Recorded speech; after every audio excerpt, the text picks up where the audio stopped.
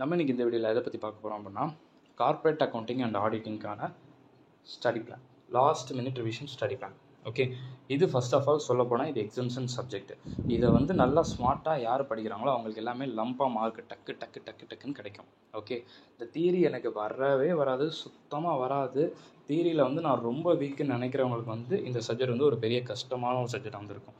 ஆனால் நான் என்ன சொல்கிறேன்னா, தியரி வராதுன்னு மட்டும் நீங்கள் நினைக்காதீங்க. ஏன்னா இங்கே நீங்கள் ஒரு எக்ஸாம்பிளுக்கே சொல்கிறேன், இந்த இது மாதிரி தான் நம்ம பார்த்துக்கிட்டிங்கன்னா அந்த இது ஜாமெண்ட்ரிலேருந்து கன்ஸ்ட்ரக்ஷன் எழுதுனால அது மாதிரி நீங்கள் எழுதுனா சொன்னால் போதும். அதில் நீங்கள் என்ன பண்ணேங்கிறத சொல்கிறீங்களா, அதே தான் இங்கே ஆடிட்டர் என்ன பண்ணுறாங்க அது தெரியுதுல்ல, அது இங்கிலீஷ் எழுதுங்க போதும். நீங்கள் ரொம்ப ஸ்மார்ட்டாக யார் இங்கிலீஷ் எழுதுன்னு சொல்கிறா, அது கிடையாது. ஆடிட்டர் என்ன ஒர்க்கு பண்ணுறாங்க, அது என்ன கொஸ்டின், அது என்னென்ன செக் பண்ண சொல்கிறாங்க. ஒரு ஹாஸ்பிட்டல் சொல்கிறான், ஹாஸ்பிட்டலுக்கு எப்படி ஆடிட் பார்ப்பேன், என்னெல்லாம் கேட்பேன் அவங்ககிட்ட கொஸ்டின் அப்படின்னு கேட்குறாங்க. அப்போ நீங்கள் ஒரு ஆடிட்டர் தான் என்ன பண்ணுவீங்க, நீங்கள் ஒரு ஆடிட்டர் அந்த இடத்துல மாறிடுங்க. ஓகேங்களா, நீங்கள் ஒரு ஆடிட்டர் அந்த இடத்துல மாறிடுங்க, அவ்வளோதான். அது முடிஞ்சிடுச்சுன்னா போதும், அவ்வளோதான், தட்ஸ் ஆல். ஸோ தியரி நீங்கள் அந்த மாதிரி தான் நீங்கள் பண்ணியாகும். ஓகேங்களா, அப்போ மிச்ச சப்ஜெக்ட்ஸ் தியரியை விட இந்த சப்ஜெக்ட்ஸ் தியரி உங்களுக்கு நார்மல் ஈஸி தான். நீங்கள் ரொம்ப பக்கமாக படிக்க போகிறது கிடையாது. அவங்க சொல்லியிருக்க பாயிண்ட்டு ஜஸ்ட் புரிஞ்சுக்கிறீங்க அவ்வளோதான். அதை பண்ணுங்கள், சரியா? அப்போ இதில் பாருங்களேன், எங்கே இருக்குன்னா இதாக இருக்குது. ஃபஸ்ட்டு என்ன பண்ணியிருக்கேன்னா, நான் என்ன சொல்கிறேன்னா, ஃபஸ்ட்டு ஆடிட்டிங் படித்து முடிச்சிடும். ஆடிட்டிங் படித்து முடிச்சிடும். ஓகே, இப்போ கார்ப்பரேட் அக்கௌண்டிங் அண்ட் ஆடிட்டிங் ரெண்டும் சேர்த்து தான் நமக்கு இருக்குது, கரெக்டுங்களா? அப்போ ரெண்டுக்குமே இம்பார்ட்டன்ஸ் நம்ம கொடுக்குறோம். அப்போ அது பார்த்துக்கிட்டிங்கன்னா, நீங்கள் கார்ப்பரேட் அக்கௌண்டிங்கை ஃபுல்லாக படிச்சுட்டு போனீங்கன்னா எப்படினாலும் நீங்கள் ஆடிட்டில் தியரி எழுத ஆகணும், சரிங்களா? நீங்கள் தியரி எழுதாமலாம் நீங்கள் ஆடிட் பார்க்காம வெறும் கார்ப்பரேட் அக்கௌண்டிங் மட்டும் வச்சுலாம் நம்ம ஒன்றும் பண்ண முடியாது. ஓகே, அப்போ கார்ப்பரேட் அக்கௌண்டிங் அண்ட் ஆடிட்டிங் சொல்லும்போது ஃபஸ்ட்டு ஆடிட்டிங் ஃபுல்லாக படித்து முடிச்சிடும். ஓகே, ஏன்னா 50 மார்க்குக்கு இருக்குது ப்ரோ. அது நான் படிக்கிறது ஹெட்டிங்லாம் ஞாபகம் வச்சுக்கணுமா அந்த மாதிரி இருக்கா அப்படின்னா, அப்படிலாம் கிடையாதுப்பா. இங்கே அவங்க பண்ணுற ரூல் தெரியுதுல்ல. இப்போது டைப்ஸ்னு சொல்லுவாங்கள்ல, எந்த சப்ஜெக்ட் எடுத்தாலும் சரி டைப்ஸ்னு சொல்லுவாங்க பார்த்தீங்களா, டைப்ஸ் ஆஃப் பெஞ்ச் மார்க்கிங் அப்படின்னு சொன்னாங்கன்னா அந்த டைப்ஸை நீங்கள் மாற்ற முடியாது. ஏன், அந்த டைப்ஸை மாற்றுறதுக்கு நம்ம ரைட்ஸே கிடையாது. அவன் சொன்ன ரூல்ஸே அதுதான். ஏன்னா கூகுளில் தான் இருக்கும். இப்போ அட்வான்டேஜ் டிஸ்அட்வான்டேஜ் சொல்லும்போது அது நமக்கே தோணும். நமக்கு கண்டிப்பாக எல்லாருக்கும் தோணும். நல்லா கான்செப்ட் புரிஞ்சு படித்தோன்னா நம்ம எல்லாருக்குமே ஆன் த ஸ்பாட்டில் ஒரு ஹெட்டிங் தரும். அந்த ஹெட்டிங்கை வச்சு கூட நீங்கள் எழுத முடியும். கண்டிப்பாக புக்கில் இருக்க ஹெட்டிங் அக்யூரேட்டாக போடணும் அவ்வளோ பெருசாக அப்படின்னு நம்ம மேண்டேட்டரி கிடையாது. அது ரிலேட்டடாக பண்ணால் போதும். ஓகே, அப்போ ஆடிட்டிங்கை ஃபஸ்ட்டு நல்லா ரீட் பண்ணி ஆடிட்டர் என்னெல்லாம் பண்ணுறாங்க, அது என்னென்ன ஒன்றே புரிஞ்சு பாருங்கள். இப்போது நீங்கள் தான் ஒரு ஆடிட்டராக இருக்கீங்க, ஒரு இடத்துல ஒரு கேஸில் போய் உங்களை விட்டாச்சு, ஸ்கூலுக்கு போய் ஆடிட் படுப்பா அப்படிங்கிறோம்.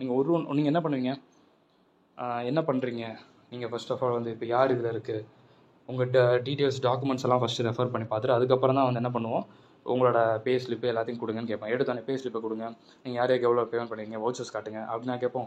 கண்டிப்பாக கிடையாதுல்ல. அதுதான் மெயின். அப்படி புரிஞ்சு படிச்சிங்கன்னா போதுமே தவிர யாரும் எழுதி பார்த்து பண்ணணும் அப்போல்லாம் எதுவும் மேண்டேட்டரி கிடையாது. அப்போ ஆடிட்டிங்கை ஃபஸ்ட்டு நல்லா படித்து முடிச்சிடும், சரிங்களா? படித்து முடிச்சுட்டு என்னோடய சஜஷன் என்னென்னா, அப்படியே டேரெக்டாக இது வந்துடுங்க, மாடியூல் 3 வந்துடுங்க, கேஷ் ஃப்ளோ ஸ்டேட்மெண்ட்டு. கண்டிப்பாக சம் இருக்குது, விட்டுறாதீங்க. ஓகே, தென் அதுக்கப்புறம் accounting of banking, electricity and insurance கம்பெனின்னு இருக்குது. ஓகே, இதில் சின்ன சின்ன குட்டி குட்டி சம்ஸ் இருக்குது. ஸ்மால் சம்ஸும் இம்பார்ட்டண்ட்டு, அதே மாதிரி பிக்காக பார்த்தீங்கன்னா அந்த பேங்கிங் கம்பெனிக்கு இது பிஎன்எல் அதெல்லாம் இது, அதே மாதிரி ரெவன்யூக்கு இன்சூரன்ஸ்க்கு ரெவன்யூ ஸ்டேட்மெண்ட், இந்த மாதிரி நிறையா ஒன்றுனா பிக் சம்ஸ்லாம் இருக்குல்ல, அது எல்லாத்துக்கும் 2 சம்ஸ் இருக்கும். அதை ஃபுல்லாக பார்த்து படிச்சிடணும். அதுக்கப்புறம் அக்கௌண்டிங் ஸ்டாண்டர்ட் நீங்கள் இங்கே ஸ்கிப் பண்ணக்கூடாதது அப்படிங்கிறது எதுன்னு தெரியுமா, அந்த மாடியூல் நம்பர் 3, மாடியூல் நம்பர் 4. ஏன்னா மாடியூல் நம்பர் 4 நிறைய பேர் கேட்பாங்க, ப்ரோ நான் பேங்கிங் படிச்சிருக்கேன், இன்சூரன்ஸ் படிக்கல, பரவாயில்லன்னு கேட்பாங்க. அப்படிலாம் கிடையாது. நீங்கள் பேங்கிங், எலக்ட்ரிசிட்டி, இன்சூரன்ஸ் கண்டிப்பாக படிச்சு ஆகணும். அட போங்க ப்ரோ, அதோட ஃபார்மேட்டே எனக்கு புரியல, ஏதாவது ஒரு ஐடியா கொடுக்குறீங்களா அப்படின்னு சொல்லி கேட்டிங்கன்னா நான் கண்டிப்பாக அதுக்கு ஒரு ஐடியா சொல்கிறேன். அதுக்கு மட்டும் நான் ஒன்று சொல்கிறேன். அதை நான் சொல்கிறத மட்டும் நீங்கள் கரெக்டாக நல்லா மைண்டில் வச்சுக்கோங்க. ஓகே, ஃபார் எக்ஸாம்பிளுக்கு நான் ஒரு பேங்கிங் கம்பெனி நான் கொடுக்குறேன்னு சொன்னேன். ஓகே, ஃபார் எக்ஸாம்பிளுக்கு நான் இப்போ பேங்கிங் கம்பெனி எடுத்துக்கிறீங்க, சரிங்களா? இப்போ நல்லா வச்சுக்கோங்க. ஒரு கரண்ட் அசெட் அப்படின்னா ஒரு கரண்ட் அசெட்டில் என்னெல்லாம் வருங்கிறது நமக்கு தெரியும். ஒரு ஃபிக்ஸட் அசெட் அப்படின்னு சொன்னால் ஃபிக்ஸட் அசெட்டில் என்ன வருங்கிறது நமக்கு தெரியும். ஆனால் இந்த பேங்கிங் கம்பெனி இப்போ ஒரு எக்ஸாம்பிள் எடுத்திருக்கேன். இதில் பாருங்கள், ஷெடியூல் நம்பர் இருக்கா, 1, 2 அப்படின்னு சொல்லி வரிசையாக இருக்குது, கரெக்டுங்களா? இப்போது இந்த ஷெடியூல் நம்பர் நீங்கள் மாற்ற முடியாது, கண்டிப்பாக மாற்றக்கூடாது, அது ரொம்ப தப்பு.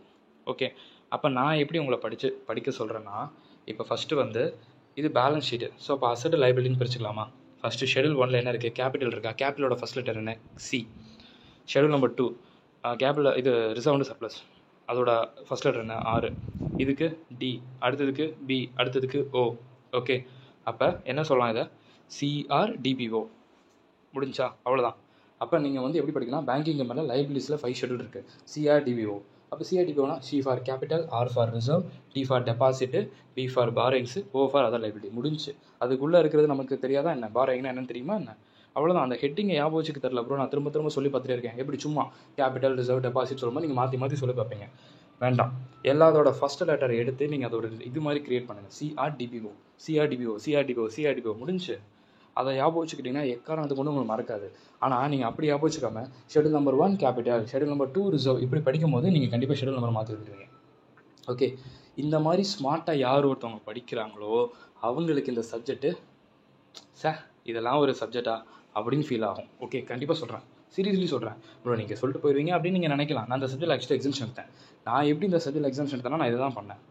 ஓகே, இப்போது எல்லாருக்குமே வந்து பார்த்தீங்கன்னா பாரோயிங்ஸ்ன்னு சொல்லி இப்போ இதில் உள்ள இவ்வளோ கொடுத்துருக்காங்க. இதெல்லாம் நான் ஞாபகம் வச்சுக்க முடியுமா ப்ரோ அப்படின்னா, பாரோயிங்ஸ் வந்து என்னதுப்பா, யார் யார்கிட்ட பாரோ பண்ணுறோம் அவ்வளோதானே. ஏன் உள்ளே இருக்கிறதெல்லாம் ஞாபகம் வச்சுக்கிறீங்க? உள்ளே இருக்கிறது சிலது ஞாபகம் வச்சுக்கலாம். பட் இதில் இருக்கிறது அக்யூரேட்டாக எல்லாமே ஞாபகம் வச்சுக்க முடியும். நம்ம ஷார்ட்டாக பாரோயிங்ஸு எங்கே இருந்தால் பாரோ பண்ணால் அவ்வளோதானே. சம்பளம் கொடுத்தா நான் எழுதிக்கிறேன் அவ்வளோதான். அப்போ எனக்கு தேவை நான் ஹெட்டிங்க்கு இம்பார்ட்டன்ஸ் கொடுப்பேன்.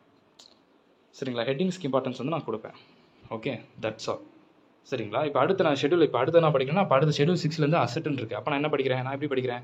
கேஷ் என் கையில் வச்சுருக்கேன், பேலன்ஸு பேங்க்கில் இருக்குது. பார்த்தீங்களா? ஷெடியூல் வந்து 6 கேஷ் கையில் வச்சுருக்கேன். அதுக்கப்புறம் வந்து பார்த்தீங்கன்னா பேலன்ஸ் வந்து பேங்க்கில் இருக்குது. தென் அடுத்து வந்து பார்த்தீங்கன்னா எனக்கு இன்வெஸ்ட்மெண்ட்டு பண்ணணும். ஸோ தென் அதுக்காக வந்து நான் என்ன பண்ணேன்னா அட்வான்ஸாக வந்து யார்கிட்டயா வாங்குறேன். தென் அடுத்து ஃபிக்ஸட் அசெட், கரண்ட் அசெட். இப்படி வந்து நம்ம இந்த ஒரு கதையை க்ரியேட் பண்ணி படிப்போம். பார்த்தீங்களா? இதுக்கு பேர் தான் புரிஞ்சு படிக்கிறது. ஸ்மார்ட்டாக வந்து படிச்சுட்டு நல்லா மைண்டில் வந்து எப்பயும் மறக்காத அளவுக்கு படிக்கிறது. சும்மா நம்பரை சொல்லிட்டு திரும்ப திரும்ப அதை சொல்கிறதுல நோ யூஸ் நமக்கு. ஓகேங்களா? இப்படி படிங்க, கண்டிப்பாக வந்து உங்களுக்கு சூப்பராக வந்து ஞாபகம் இருக்கும். சரிங்களா?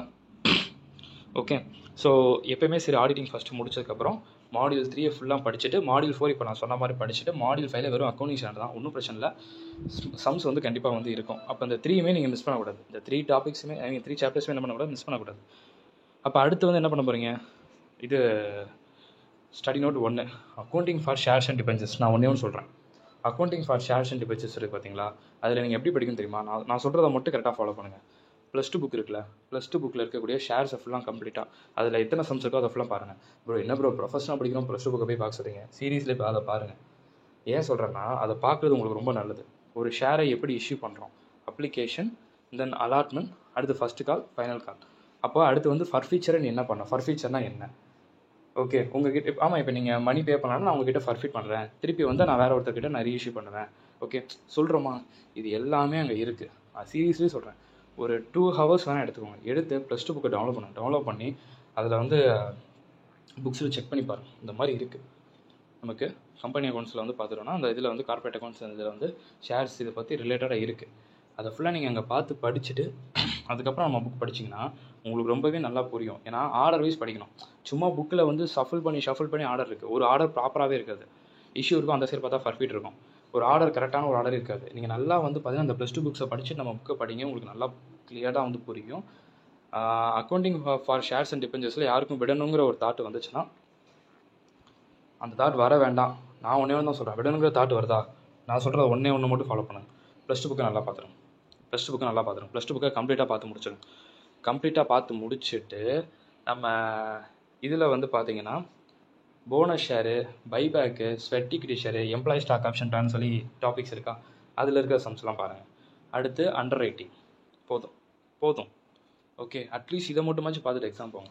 விடணுங்கிற ஒரு தாட்டு வரும்போது +2 புக்கை ஃபுல்லாக பார்த்துட்டு அந்த buyback, bonus, sweat equity, employee stock option plan, okay at least இதை இந்த அண்டர் ரைட்டிங் இதை மட்டுமாச்சும் பார்த்துட்டு போங்க. ரொம்ப நல்லது. ஏன்னா மொத்தமாக நீங்கள் விடணுங்கிற ஒரு இது வேண்டாம். ஓகே சரி, அடுத்து module number 2. Okay, module number 2 நிறைய பேர் வந்து பார்த்துக்கிட்டிங்கன்னா அந்த என்னை பொறுத்தவரை நான் என்ன சொல்லுவேன்னா அந்த சம் வந்து நீங்கள் ஆப்ஷனில் விடலாம் அப்படின்னு தான் நான் சொல்லுவேன். அதை விட்டிங்கன்னா ஆடிட்டை ஃபுல்லாக நல்லா படிச்சிருக்கணும், கம்பெனி அக்கௌண்ட்ஸையும் பேலன்ஸ் எல்லா டாப்பிக்கும் படிச்சிருக்கணும் அப்படின்னு நான் சொல்லுவேன்.